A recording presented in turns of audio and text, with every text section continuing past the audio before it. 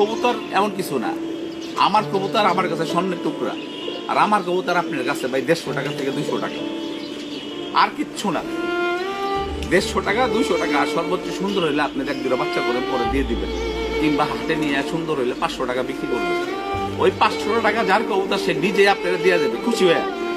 সে তো আসবে আপনার বাসায়, আসার পরে আপনি কি দিয়ে দেবে যে ভাইয়া তুমি একটু চা পানি খাও, তুমি কষ্ট করে আমার ফোন দিছো, আমার কবুতরটা কালেকশন করে দিবে। একটু চেঞ্জ হই আমরা।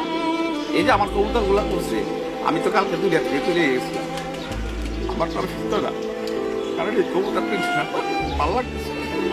আর যে কবুতর গুলা পড়ছে, তো আমরা একটু চেঞ্জ হই।